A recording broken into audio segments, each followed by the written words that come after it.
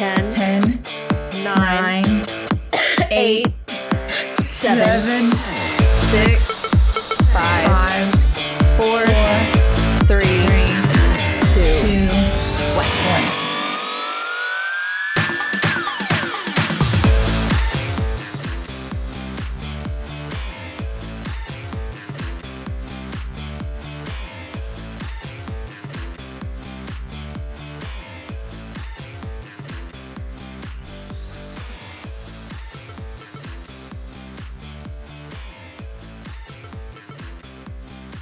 Hey, friend. Hello. How are you? I am good. What is up? I got a cough. It's not COVID. Yeah, I don't know what the background noises are either. They're not spirits. I think it's like my neighbors or something. Anyways, everyone, welcome to another episode of Case Files with Kat and Ashley. One day we'll get it right, guys. One day. But yeah, I'm totally unprepared to fly out of town tomorrow. But you know, it is what it is. It is what it is. Who are those disembodied voices? I have no idea. I guess they're one of the other people. Oh, wow. I haven't heard them all day, but I'm assuming it's the neighbors or something. They're having a party. The walls are super, super thin in this. Ooh. It's like being back at the radio station. Oh, God. We were always complaining about those loud dudes. I was always complaining. But anyway, what do you got for us? Well, unfortunately, per usual, I'm not drinking on the show because I am flying out at 7 a.m. tomorrow. But I did post a bunch of beers on Untapped over the weekend because I went to Urban South and tried a few different things there. And I tried a few different things at City Orchard. And yeah, so it has some good beers over the July 4th weekend. And I see that you went out too. I did. Yeah, it's exciting.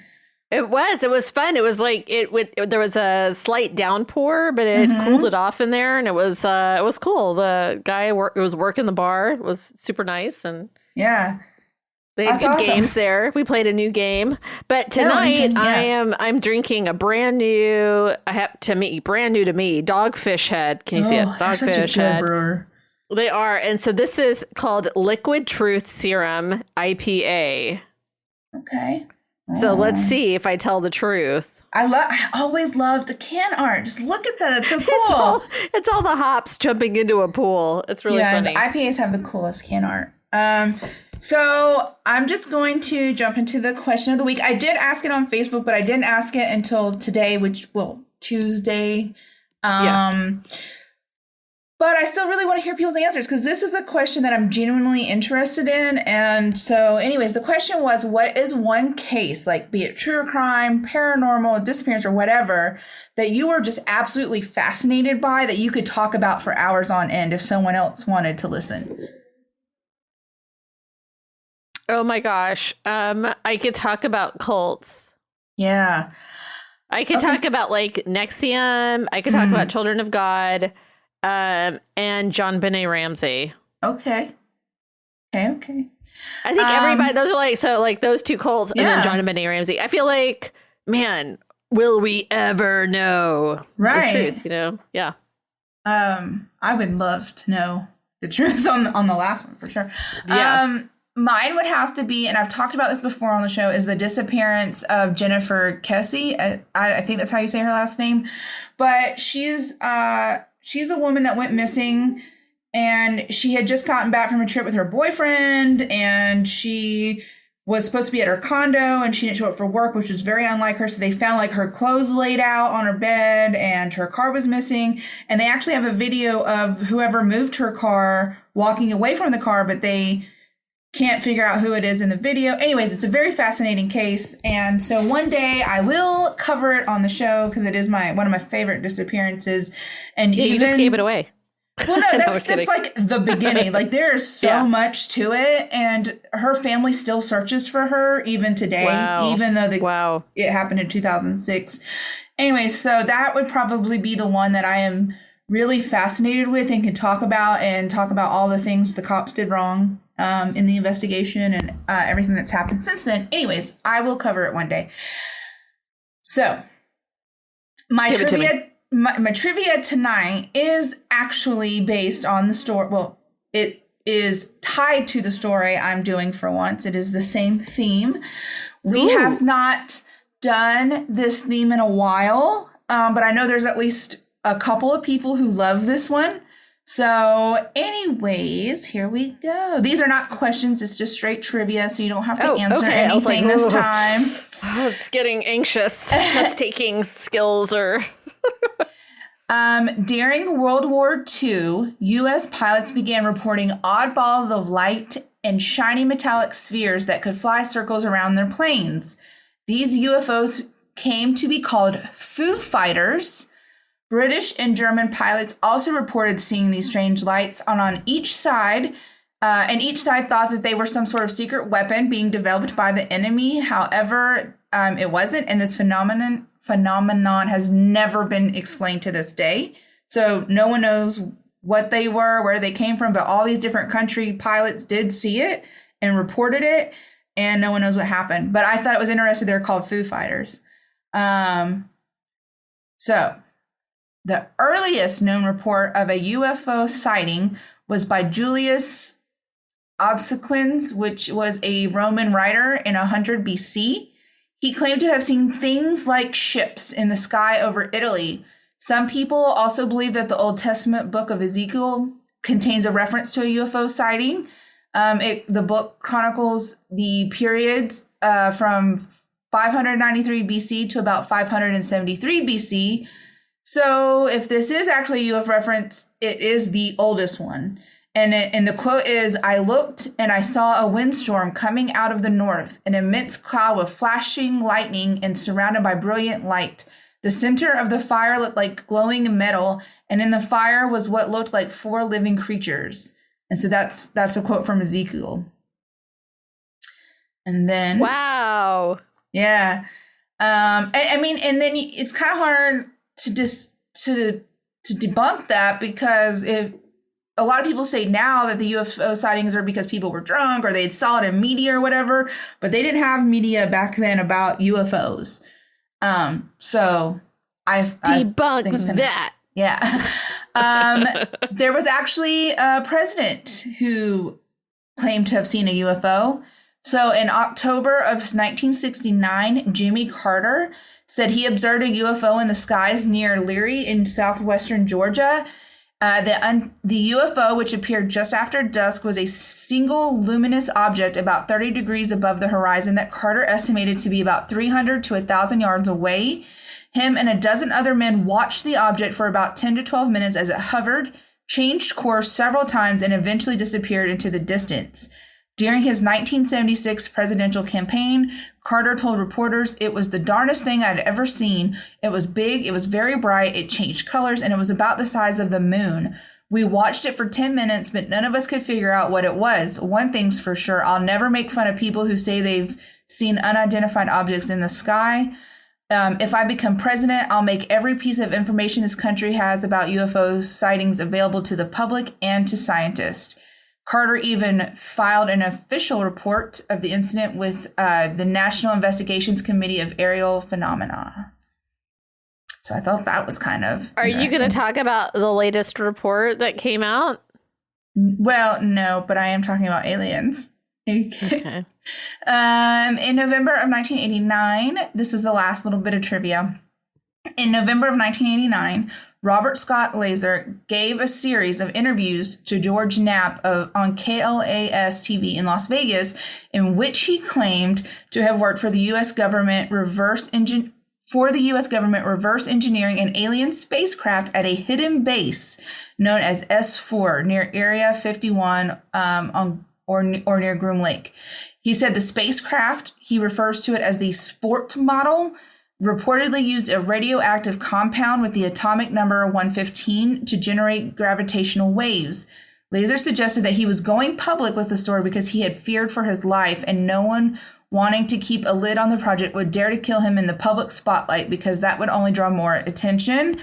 At the time, he was ridiculed by scientists who pointed out that there was no compound with the atomic number 115, like it didn't even exist. However, in 2004, a team of Russian and American scientists reported the discovery of 2 new chemical elements. One of them had an atomic number of 115. So that is my alien trivia, UFO trivia. Right. Thought those were some cool little facts about UFOs. So in case it's not obvious, tonight my topic is aliens. And I'm going to be talking specifically about the alien invasion of Zimbabwe. Have you heard about this one? I don't know how many. Not. Like, I don't know if I'm just the only one that reads alien stuff. Anyways, in 1994, 62 school children, ages 8 to 12, claimed to have had a close encounter with an extraterrestrial during a normal school day in Zimbabwe. So they reported a UFO and strange beings during their morning break. And there was a filmmaker who at that time, I guess since then was trying to make a documentary on this case. So he had been tracking down the children as adults to interview them now. And he said of the adults that he could find and that would speak to him, their stories have not changed a single detail. And some of them are still terrified to this day about what happened. Wow. Yeah. So in 1994 at the Ariel School in Ruwa, it was the morning break and the children were out to the schoolyard playing. Like they were all outside. It was their morning break. The teachers were getting ready for the day. And all of the children saw one main silver craft that had 4 other crafts around it. And so they said it came on a hill beyond the schoolyard and it was slightly out of bounds. The boundary was at the edge of the schoolyard and then it was like a bush and a hill. The children ran to the edge of the schoolyard to see what the thing was. And they said once they got there, there was a small creature. It was walking around on the top of the craft while another came down to check out the children. He was all in black with a very tight suit, which, side note, I love that the aliens in this story were very nicely dressed. All of the children say that too. All of them describe the aliens as wearing like black little tight suits. They were looking sharp, dude. Yeah. The children said he had big eyes like rugby balls. And the children had direct eye contact with the creature. There seems to have been some kind of communication with the children. Now, this was done like telepathically. Sure. But it said that the communication was about the state of the world, what we as humans were doing to our planet, and the destruction we are causing. Although not all of the children heard this message, it seemed to be just the children that were like up front, like closer to them, and that, of course, some of the children were like traumatized. Others were super excited. But at any rate, the young children, they were the most traumatized. They were in the front of the group. They all went screaming back to the teachers. The teachers heard the screams coming from outside, but they kind of thought it was just like normal play until they saw the children's faces. At that point, they're like, what happened? What's going on? Because, the teachers didn't see anything outside. And originally, the teachers did not believe the story, obviously. But then the children went home. So hold on. There were no teachers outside. There were no children. There were no teachers outside.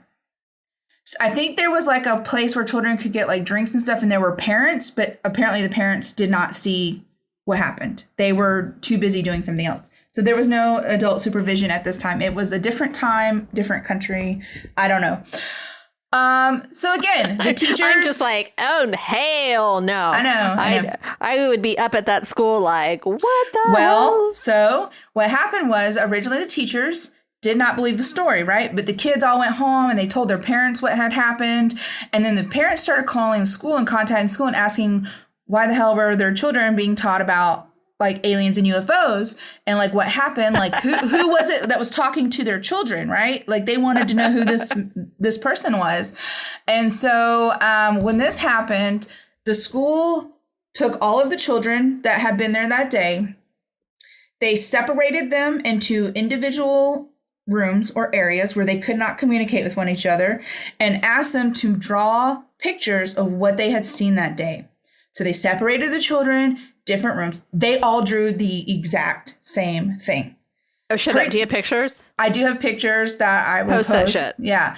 So now for me personally, I get that children might make up a story, but 62 of them all having the exact same story and drawing the exact same thing, like, to me, 100. Yes. And like, if it is an 8-year-old, why would they make up the lie that the alien was talking to them about worldly destruction? Like, and I would think it would be something silly, you know?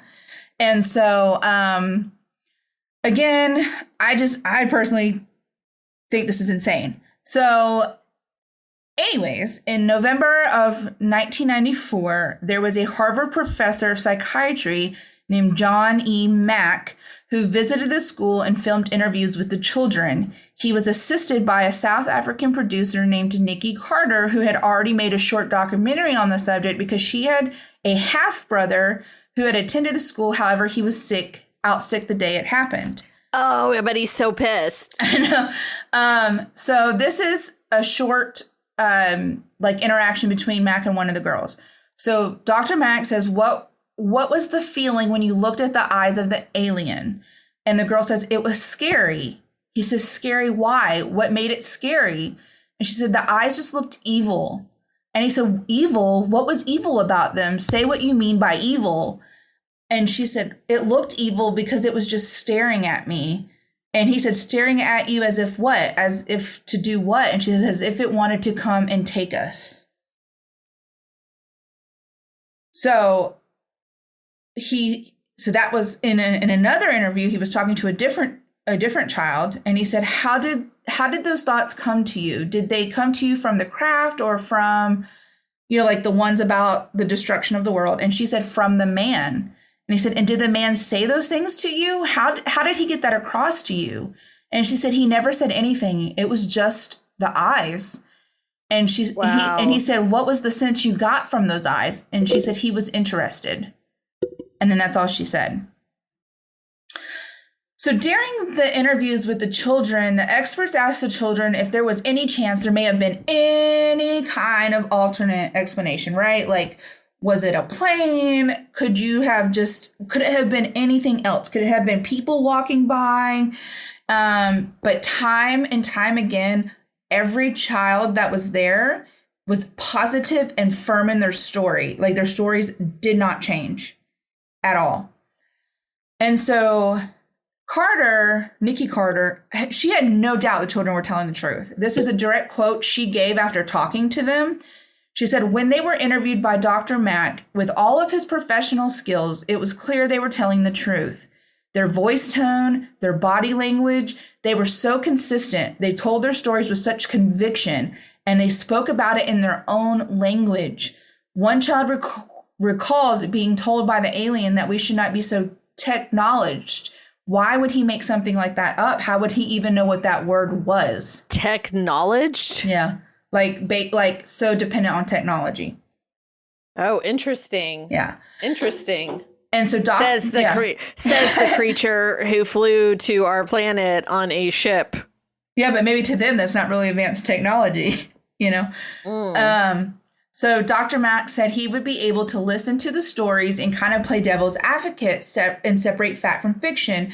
He knew how to basically approach the subject with delicacy, and he didn't want the children to feel like he thought they were lying, and he didn't want them to feel guilty or ashamed because he actually believed in aliens. Like, he was an advocate for people who felt they had been abducted.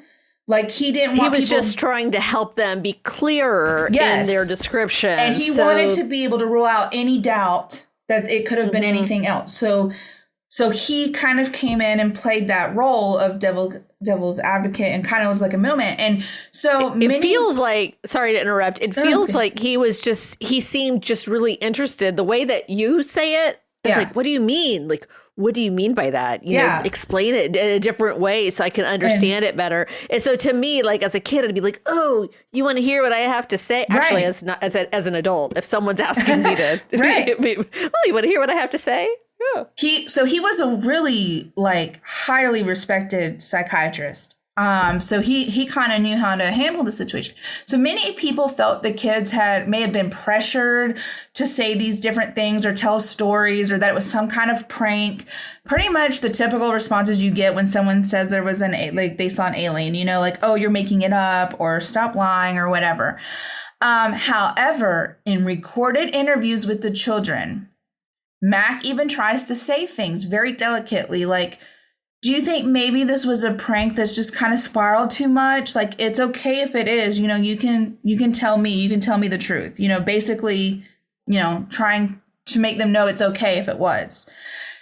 And every time he said this, the child he was interviewing would be very adamant that they were not lying or making this story up. Many of them seemed terrified, like absolutely terrified, or they were still confused by what they saw. One 12-year-old girl said, anybody can think it's not true or that we're making these things up, but we know what we've seen and we believe it. And, you know, just listening to the interviews and reading the interviews, they're all like, they're talking, some of them talk very fast, like they're very passionate about it, but they're all so, like, none of them stutter, none of them seem like they're trying to like make stuff up. They're all very consistent. So Mac, in addition to the other experts involved, did find the children's stories to all be consistent. Even 3 months later, when he was talking to them again, the details were there. They were so specific. Like, some of them would describe like what the alien was wearing and doing, and it was so detailed, like too much for a lie, basically, you know, for them to remember for that amount of time. Right. They would have had to have been coached. But there were 62 children, right? And so that's a large group to try to get them all on board with different ages. Two children. Yeah, telling two children for 3 months to have the same story and not coach them is... They can't keep anything straight. If it's a lie, they can't keep it straight. Yeah, well, I mean, even adults usually can't, right? So that's true. Mac was a Pulitzer Prize winner and a highly respected psychiatrist. However, when he began researching all of these reported alien abductions, his fellow academics began to question his well-being. And in 1994, when he released a book called Abduction, a committee was appointed to review his clinical care and investigation of the people who had shared their alien encounters with him. According to the BBC, who also did a documentary on the alien sighting, said it was the first time in Harvard history that a tenured professor was subjected to such an investigation. This went on for 14 months. Did he lose his license? No. Or his tenure? No, this went on for 14 months. This investigation went on, and Harvard eventually issued a statement stating that the dean had reaffirmed Dr. Mac's academic freedom to study what he wishes and to state his opinions without impediment, and that people should have an open mind. So whatever happened during that investigation, the dean sided with Dr. Mac. So he didn't lose his tenure, and he kept doing what he was doing. Unfortunately, Dr. Mac was killed by a drunk driver in 2004 when he was in another country. He was doing a presentation, and a drunk driver had ended up hitting him and killing him. Oh, man. Don't drink and drive, folks. Yeah. So going back to I know. When I got to that, I was like, oh, God, of course. But was it really a drunk driver, or was it the government? I don't know. Who knows? I'm just kidding. That was never stated. No one ever said it was the government. I'm just throwing that. That's just me. You heard it here first, folks. Just to cover up. No big deal. It did. The official cause is driver killed him. Where's your tinfoil hat? Damn I know. I should have. Jesse's gonna be like, you should have worn your hat. I should have. Totally should have. I don't know. I don't even know where mine's tinfoil is. Somewhere around here. So going back to the incident itself, backtracking a little, when this all happened, there was a local UFO expert, and her name was Cynthia Hind, and the teachers and parents and stuff had asked her to come and speak to the children because, you know, the teachers didn't understand what was happening. They still thought the kids were lying. They were trying to make sense of the situation. So they brought this lady in. And it was because of her that Dr. Mack had been contacted and brought in, because they were trying to figure out how to speak to the children and how to get the children to open up and talk about their experiences and to get another expert opinion on the matter. And she had, I can't remember if she met him at another convention or something, or she just knew of his work, because prior to this, again, he had been working on other alien abduction cases. And so she knew that he could be of use. And so they contacted him, and he actually had already had a planned trip to Africa. And so it just happened to line up. I don't know what his other trip was about. It wasn't about this, but he made it about this. So anyways, she contacted him and brought him in. Unfortunately, she died in 2000, but she had publicly acknowledged her own experiences with otherworldly beings in the past and had dedicated the past decade and a half of her life to investigating UFO sightings in Africa on behalf of the Mutual UFO Network. So there have been a ton of alien sightings and UFO sightings reported from Africa. And so she spent a lot of her life investigating these and reporting on them and trying to find hard evidence. And that may be why Dr. Mack was flying there, to investigate some of those alien reportings in Africa. Hines was very disappointed and outraged at the disbelief of the children's parents, because they just, even after everything that happened, after all the interviews, after the drawings, after the psychiatrist, they still did not believe these children. Listen, I know when my kids are lying most of the time until we're telling the truth. I can tell. And so if this is I don't know. I feel like if they were lying, it would be so hard for so many kids to keep it up, right? I would think some of them would break at some point. At some point. Even into adulthood, look, we were just joking around. There's some that won't even talk about it because they're so terrified. A lot of the children, when they became adults, they went to other countries to study. There's a bunch in Canada and the United States, and they left the country. Are you going to explain, or do you know what they're terrified of? Yeah, I'm going to talk about that. I'm going to talk about the long-term side effects. From it. Okay. So Hines, like I said, was very disappointed. She was so outraged by the parents. She said, "What a frightening thing of our society that when we are confronted by something we don't understand, we don't even attempt to open our minds to the event." And I think that's a very powerful statement because it's very true. If so many people are so closed-minded, if it's not what they believe in, if it's not what they know, they don't want to talk about it. So there's a show called Sightings, and they did 2 stories on this topic, but they were very skeptic from the beginning. And what they said was, I think these kids knew about flying saucers, the way they drew the flying saucer and the so-called people who came out of it. Those are pictures you'll find in any TV program or movie. But what Cynthia Hine quickly countered was, well, a lot of these children don't go to the movies. They live in the country. Their parents are farmers. The students are at a Royal African school who would not have exposure to modern media and thus would not be familiar with the concepts of UFOs and alien visitors. So when they report them and draw detailed sketches, the sources have to be actual real life encounters. She's like, it's not like American children who see it in movies and TV shows and everything else. She's like, these children are kind of isolated. And for all 62 of them to make up a story and have the same drawings or similar drawings, she said, there's no way. I mean, did they even have internet? No, I don't think so. They didn't mention it. But the children wouldn't have had it.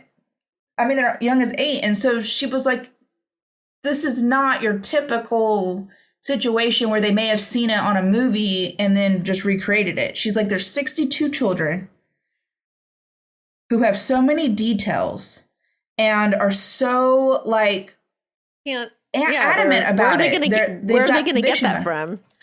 And so, you know, she was real quick to like basically stick up for these children and try to fight for them and like just really good for her. Try to, you know, push for people to believe them. So I'm going to talk about some of the long-term side effects that happened from this. So Mac nor Hind believed that these stories were a hoax at any point. They both fully believed these children. They, from day one, never thought any of them were lying. So Mac said for one simple reason, there was absolutely no motive. He said, why would so many students lie to their parents and teachers? How did they keep their stories together even months later?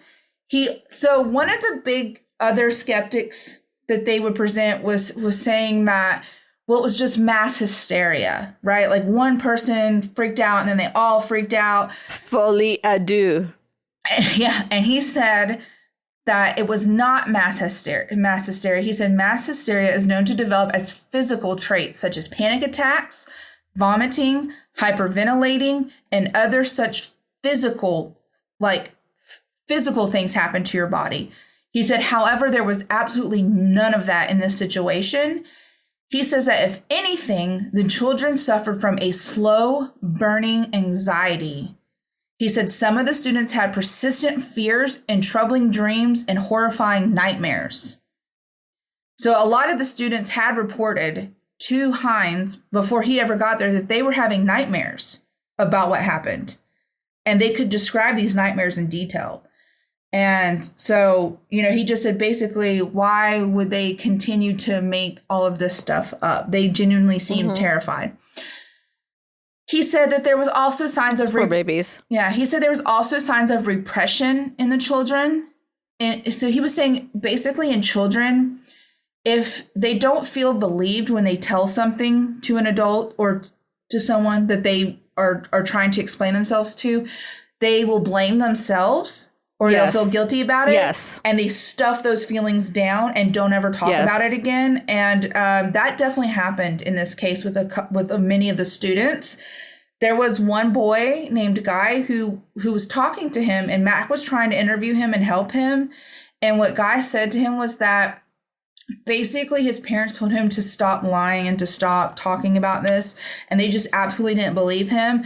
So he said when he was interviewed, he told them he had decided to never tell his story again and that he was just going to keep it deep inside of him forever.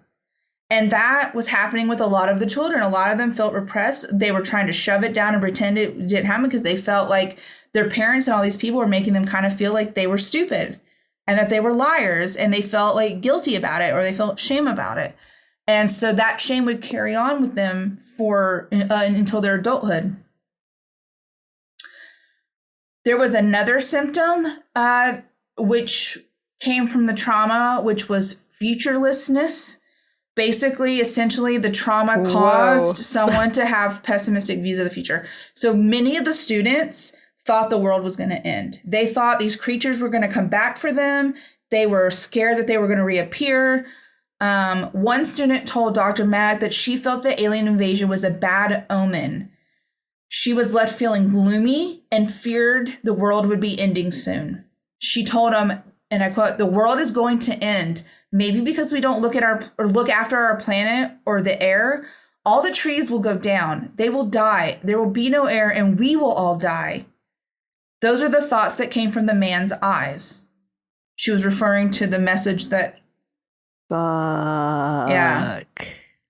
And she wasn't alone. Like many of the children felt. There was one kid that said he felt so scared that the demons were coming back because he said he felt like they wanted to eat him. So many of these children felt like there was no future. The world was going to die. Like they were going to die. These, like, all kinds of stuff. Yeah. And they were saying things that 8-year-olds wouldn't normally say. You know what I mean? Like, God. What kind of 8-year-old is like, yeah, we're all gonna die. The trees are gonna die. We're gonna die. The air's gonna go away. Like, you know They what don't I'm even saying? understand that that's where air comes from. You know, Yeah. like our clean airs from the trees. And if all the trees are gone, then Or that, oh my that we're God. as humans not taking care of the planet. So, and Yeah, those were kids not don't know things that were that. taught in their school. No, Um, they aren't taught in schools. Period. I mean, we're just now getting to the point where we can talk about, you know, like be a good global citizen and take care of your community, which in turn take care of the world. You know. Yeah. And so again, he, you know, he talked to a lot of these people, and then in later interviews, when some of the adults, children that had become adults, were interviewed, you know, they still kind of had this hopelessness. They still were very pessimistic about life and really just kind of over the incident, because even, you know, people still didn't believe them 20 years later. And they were just, you know, Look where we are. Like, see? yeah. And so many of them didn't want to be interviewed or didn't want to reveal their names or whatever, just because they didn't want to be bullied all over again, basically. And so while there has never been any real evidence outside of the children's stories and drawings, which honestly, again, I believe that should be enough, because they were so passionate about and so like just in fear, and some of them were so excited about it. Like, I feel like that should have been enough. But there was a similar incident to this 20 years before in 1997. It was 14 students in Broadhaven, New Wales, and they claimed to have seen a UFO hovering near their playground, also while outside playing, also without teachers. According to them, it looked like a flying saucer with a dome top. The sighting only lasted a few minutes, but they reported it making similar movements to that of the school children in Rua. Now, these students at this school had been immediately separated and asked to draw pictures versus going home and telling their parents and everything. The principal was like, okay, I don't believe you. We're going to separate you. Draw the pictures of what you saw. These pictures not only were very consistent, but they were also extremely similar to the pictures from the aerial students in Rwanda. They were extremely similar.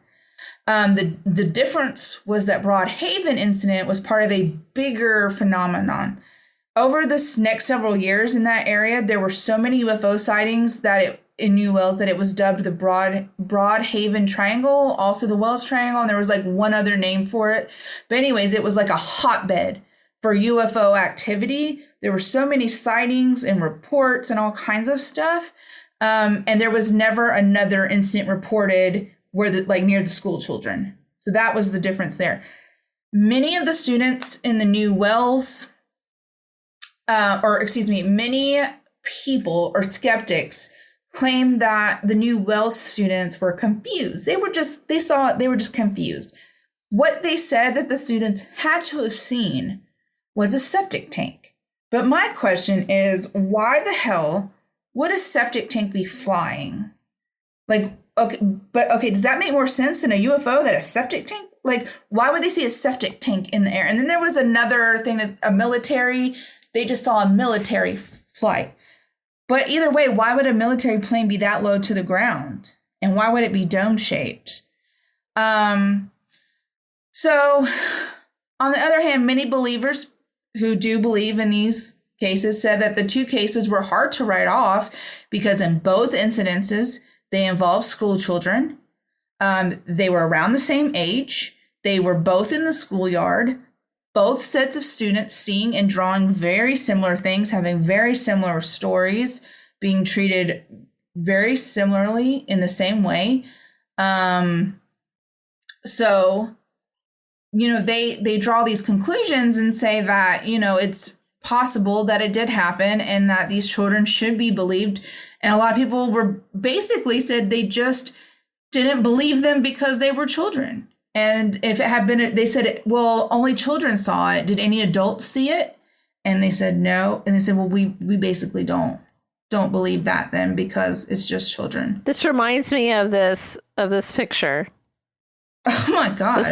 This is a picture from earlier this year. It's a floating ship, a hovering ship, but it was actually an optical illusion in Cornwall. It's called a superior mirage. A special atmospheric conditions bend light. Sure. And septic tanks can fly. This is from the BBC, huh? And it makes it look like the ship is flying. Yeah. Huge. It's an optical illusion. Okay. I don't know. It looks like it's floating to me. It looks like it's flying through the air. Yeah.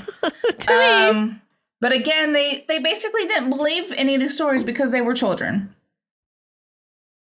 So, excuse me. Like I mentioned in the beginning, there was a gentleman who was trying to do a documentary on this situation, and he was trying to find the adult children. And so he did find one lady who would speak to him. She wasn't very happy about speaking to him. She felt like, because she had felt like so many people just didn't believe her, and that it was just going to start everything all over again. And she's like, what do you want to know about it? Because he was like, well, can you tell me? She's like, well, she just kind of responded like, well, what do you want to know? Like, this is what it is. You know, our stories haven't changed. It's the same story. Anyway, so he interviewed her 20 years later in an interview where she said the stigmata never goes away. She said, even as an adult, talking about the sighting makes people treat her like she is delusional. The real message is that this stuff can brand you for life. I mean, try to tell people you live in a permanent fear of these beings returning one day. They will think you are a kook. So even 20 years later, she was living in permanent fear that they were going to return and get her. And she was saying that a lot of the students, as soon as they were old enough, they fled the country. They went to every other country that they could. Canada, America, like they went overseas. They did not stay in Africa because they were scared that, you know, that these things were going to happen. So that's my story. But I was going to say, did they get into professions that would maybe? Well, at the time of the interviews, a lot of them were still in school. They were students. So they were like studying abroad. So, you know, but as a side note, when I was younger, I read this book about aliens and abductions, and I was so interested into it, but I didn't really fully understand it because I was 11. I don't even know how I got this book, but I remembered reading it and thinking this is so cool. And then years later, I searched for the book, and I think I actually mentioned it once on the show, and some people sent like photo covers trying to find it. And I couldn't remember the name, but while I was researching this story, turns out it was actually written by John Mack. It was his book that he printed in 1997. It was called Abduction, Human Encounters with Aliens. He was the one that printed it. So I was like, oh my God, what a small world that I have been searching for this book. Seriously, since I was like 13 or 14. And then I do this story, and one of the main people in the story is the one who wrote the book. So I went ahead and found it online, and I'm in the process of purchasing it so I can reread it because it was a very, very interesting book. It's called Abduction, Human Encounters with Aliens. It's not about this event. It is about the people he interviewed before this that had felt like they were abducted by aliens. He did write another book later on that had a bunch of different stories about alien abductions, which did include some parts of this. But yeah, his Abduction, Human Encounters was really good. He's written several books. You can just look him up on Amazon. All of his alien stuff will come up. Cynthia Hines has also written a couple of books. She wrote a lot about her own encounters and then what she talked about with other people. So they're both very good authors, and they have a lot of information out there. So did you happen to do any of the recent report? Did you happen to read any of that, the recent report from the government? I did not. So the Daily New York Times, the Daily podcast, they did a sort of breakdown of it.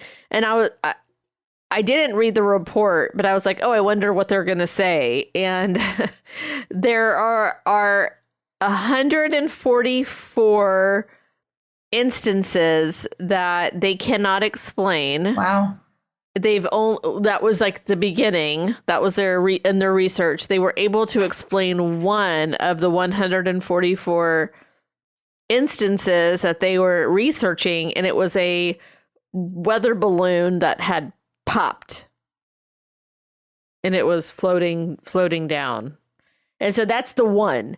The other ones kind of break into different categories. Like it's a technology that maybe we don't have, or we don't know that we're producing, but they're not going to tell us that anyway. But the US, the government is like, well, I don't think that's us. So it could be China, it could be Russia.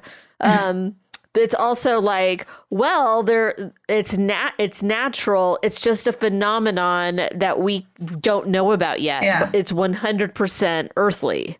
Like, we just don't know that it can happen, a natural occurrence. Ball lightning is one thing, or, something like that. And then there was this fourth, I forget what the third one is. And then the fourth category is, of course, like, it could be. There's just no explanation that they can even think of. So after they sort of, but that's it. It was not saying that there is alien life or proof of alien life or anything like that. There's nothing, no Area 51, no conspiracy theory that we all know of. They're just like, there's these instances. And Jason always laughs. He's like, why can't they get a good video? Why is it always a tic-tac? Just like really far away and really blurry. Why can't we just get good video then? Why doesn't anyone ever have a good camera? That when we did a story one first season, we were talking about the Blue Book project and some of the astronauts, like, that had gone to the moon. And they reported being so messed up by what they saw there that they became alcoholics and all of these things happened. And it's like, well, okay, you can write off children, but how are you going to write off your own astronauts? And so I don't know what to believe. I'm looking at a map. It hasn't been updated since 2014, but it says this particular data set contains over 80,000 records of UFO sightings between 1910 and 2014. And it shows the cities that have been like hotbed activities for aliens that have like the most sightings. First of all, I think no surprise, Florida has the most cities. But in Texas. Oh man, we're on there? Texas, surprisingly, Houston, and then the next cities are smaller towns like Lubbock, and a little town called Stephenville has had I've never heard of it, has had really little or like a lot of reportings. Phoenix, Arizona, of course, Roswell, Chicago, what's this little town here? Hopkinsville, Tennessee. Or is it? That's Kentucky. Excuse me. There's 3 cities in Florida, and then but there's reportings all over. But these are the cities that have like massive amounts of reporting, which makes me a little uneasy because we're here in Houston. But I've never seen anything. I'm like, come on, let me see. Really?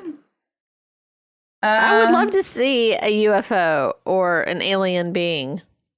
Do what? I would love to see an alien or a UFO. Yeah. I would love to. Come on.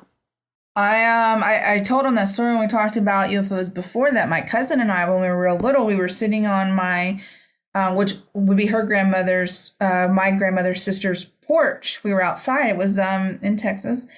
And we were sitting there and we saw this little thing hovering. And we were like, what is that? It had like lights on and everything. And we saw it and it flew off and it like went through the fence and no one believed us. They kept saying, oh, it was a weather thing or whatever. But it was like this, it was real little. It was like super little, but it had lights all around it, and it went through the fence, and it wasn't on the other side. Yeah, it was little baby aliens, I guess. I don't know. But Yay, I remember very distinctly because we both looked at each other at the same time. And we're like, did you see that? And then, like, you know, we went inside and all the little lights in her dollhouse were on and they weren't on before. And, like, just little things, like, were kind of just crazy. And they're hanging out in the dollhouse because they're little tiny aliens. I'm not saying they were in the dollhouse. I'm just saying, like, maybe something electrical happened. I don't know. But it was very clear. Wow. I still believe to this day that it happened. I don't care what anyone says. And, yeah, we never could figure out what it was. But, yeah, there's tons of UFO sightings. Like, they said that the UFO, like, reports have just been soaring. Like you said, a new report came out. This one says that this is from the Pentagon, and it says in 2020, Congress ordered the Pentagon to produce a report on UFOs. It was a 9-page report. Like you said, 144 sightings between 2004 and 2021 alone. And they said they wanted the government to start collecting better data to explain like what's happening, right? To like be able to investigate these versus just saying, well, it wasn't a UFO. Like they want to know why like these things are happening and these sightings and what they actually are. You can look up the report if you just Google it. It has all kinds of information. It has videos. It says the number one thing that the report focuses on is the lack of high quality data. The highlights between 2004 and 2021 is limited data and inconsistent reporting are key challenges to evaluating these reports. Some observations could be the result of sensor errors, spoofing, or observer misconception. UAP clearly pose a safety of flight issue and may pose a challenge to U.S. national security. Of the 144 sightings, the task force was able to identify only the one with high confidence. And in that case, we identified the object as a large deflating balloon. The others still remain unexplained.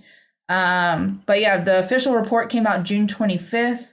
So you can look it up. There's tons and tons of information. Like I said, it's 9 pages. There's which isn't a lot. Well, it's not a lot, but I'm just saying, like, I'm not going to read all 9 pages, right? But they've discovered over 4,400 planets that are orbiting other stars. I mean, space is just unlimited.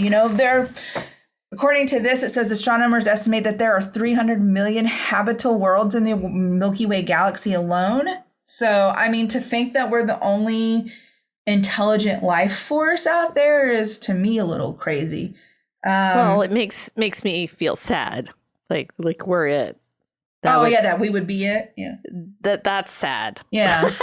I'm just hoping we're not it. Yeah. I have answers to the question of the week if you want to. Oh, yes, please do. We have some. Yeah. Okay. So I posted it, and so Dev says Madeline McCann. Yes, that's a story I did. I could talk about that one too. And everything that goes down in national parks. Yes. Hashtag no camping for me. Yeah. Pave everything, Dev. Pave everything. Valerie, who I went to school with, she says, we just finished listening to Last Scene on podcast about the heist of 13 famous artworks from the Gardner Museum in Boston. The case has never been solved and the artwork remains missing, but there are a lot of clues. Fascinating. Oh, I'm going to look into that. Hillary says, any missing people? Yes. So I want to know all likes the disappearances too. John says DB Cooper. All right. So hold on. Let me go to our page because then we have... It's taking forever. I'm sorry. There was no Instagram answers that I saw. Nothing on the Insta. All right. And Jesse says, folklore is associated with an awesome game series I am a fan of, which is Project Zero, or otherwise known as Fatal Frame. The game series takes place on the side of a specific mountain that supposedly exists in real life and has restless spirits. That kind of reminds me of your ranch. What was that ranch? Is it Skinwalker? That is one of them, yes. What's the other name one that we did. Oh, you had to ask me. Go on. Like later. Okay, so it supposedly exists in real life and has restless spirits. In the game, the gates to hell are located around the mountain. That just reminds me of Skinwalker. But I guess it was, but I thought it was, I don't know. Because it was like where the Native American tribe was like, we're not going anywhere near cross the line. There's a lot of paranormal activity.